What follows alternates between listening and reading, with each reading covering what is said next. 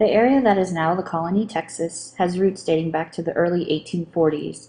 William S. Peters of Louisville, Kentucky, and 19 associates formed the Texas Immigration and Land Company and entered into a contract with the Republic of Texas to promote settlement in North Texas.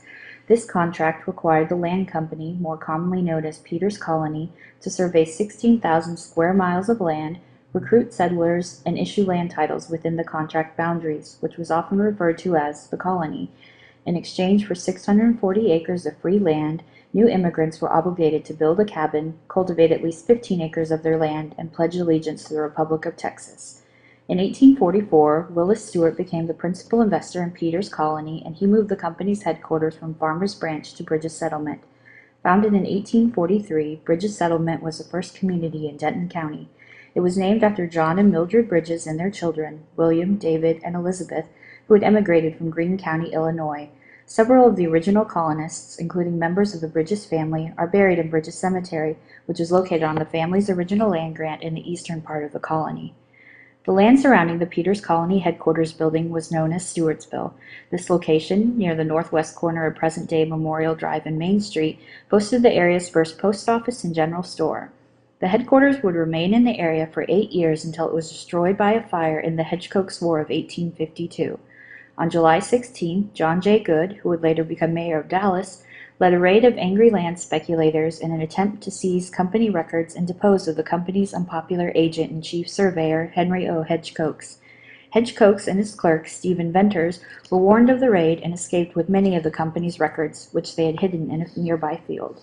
In addition to Bridges Settlement in Stewartsville, the colony is also the site of several more historic communities, including Stewart's Creek, Rector, and Camey. Camey, also known as Camey Spur, was the most successful community of the three, in part due to its founding around the time the St. Louis-San Francisco Railroad line began operating in 1902. The railroad operation shifted the local economy from cattle raising to cotton farming, and by the 1920s, Camey's population had reached 50, with several businesses, including a school, church, grocery store, blacksmith shop, restaurant, and cotton gin. With the start of World War II, the community began to fade away before returning to its agricultural roots. One of the more prominent families to call Camey home was that of Morris T. Griffin. Griffin and his wife, Minnie May, inherited land from her parents, Alfred and Martha Harrington.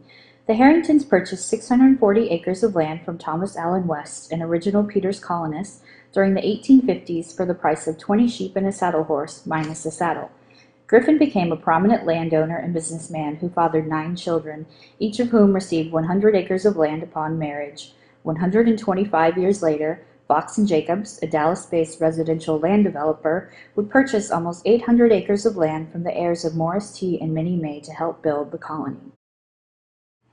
In the years following the decline of Camey, the area that is now the colony would be positively impacted by 2 events: the construction of the Garza Little Elm Dam and the founding of the Eastvale community. The Garza Little Elm Dam, which later became Louisville Lake, was constructed by the U.S. Army Corps of Engineers and began collecting water in 1954. In the early 60s, Eastvale, a small lakeside living community, began on the eastern shore of Louisville Lake.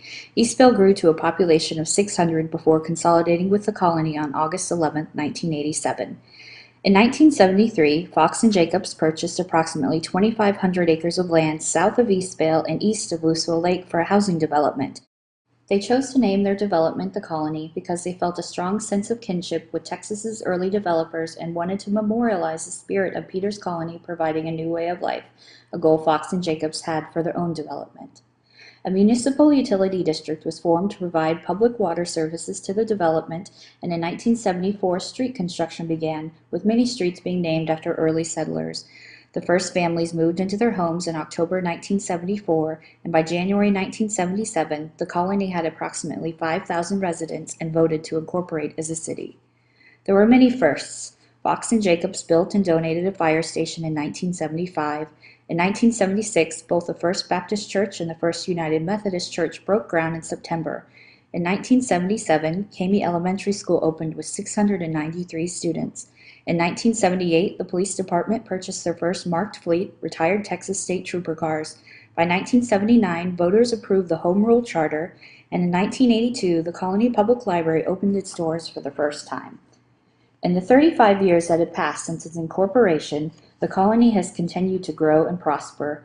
What was once a small 2,500-acre bedroom community is now 13.7 square miles of homes, businesses, recreational amenities, and year-round entertainment. The population has increased from 5,000 to over an estimated 39,000 and is only expected to grow in the next 10 years.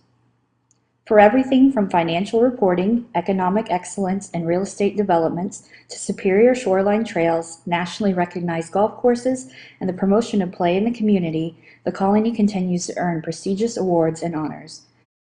Congratulations to the colony on 35 years of success.